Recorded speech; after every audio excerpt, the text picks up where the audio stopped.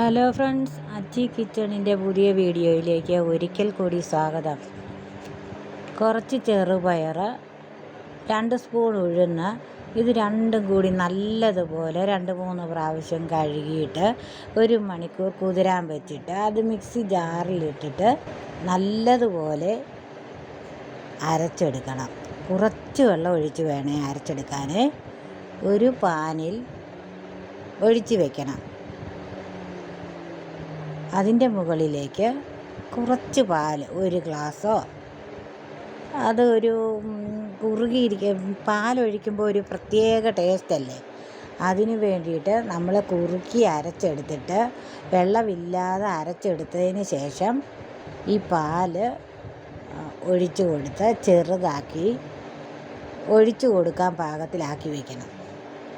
എന്നിട്ട് ചെറു തീയിൽ അത് നല്ലതുപോലെ പറ്റിച്ചെടുക്കണം. ഈ പാലൊഴിച്ച് പറ്റിക്കുമ്പോൾ പ്രത്യേക ടേസ്റ്റല്ലേ, അതിന് വേണ്ടിയിട്ട് അതിലേക്ക് നമ്മൾ എത്രയാണോ ചെറുപയറൊക്കെ എടുക്കുന്നത് അതിൻ്റെ ആവശ്യത്തിന് ശർക്കരയും കൂടി പൊടിച്ച് ചേർത്ത് നല്ലതുപോലെ കുറുകി വരണം. അതിന് ശേഷം നമുക്ക് ഈ ചെറുപയറൊക്കെ വെന്ത് വരണമല്ലോ, അതിൻ്റെ പച്ചച്ചുവയൊക്കെ മാറി വന്നതിന് ശേഷം ഒരു മിക്സി ജാറിൽ അരമുറി തേങ്ങ, കപ്പലണ്ടിപ്പരിപ്പ്, 2 ഏലക്കായും കൂടി ഇട്ട് ചെറുതായിട്ട് പൊടിച്ചെടുക്കണം. നല്ലപോലെ അരയൊന്നും വേണ്ട, വെള്ളമൊന്നും ഒഴിക്കേണ്ട, ചെറുതായിട്ട് പൊടിച്ച് എടുത്ത് വയ്ക്കണം.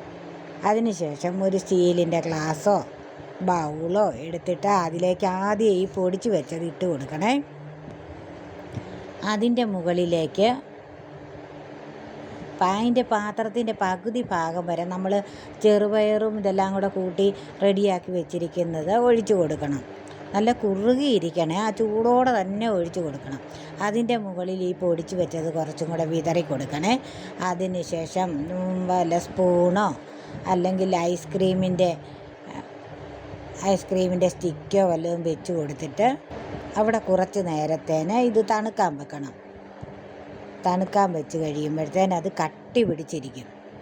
കുൽഫി പോലെ നമുക്ക് കഴിക്കാവുന്നതാണ്. അങ്ങനെ നമ്മുടെ സ്വാദിഷ്ടമായ ചെറുപയർ കുൽഫി റെഡിയായി കഴിഞ്ഞു.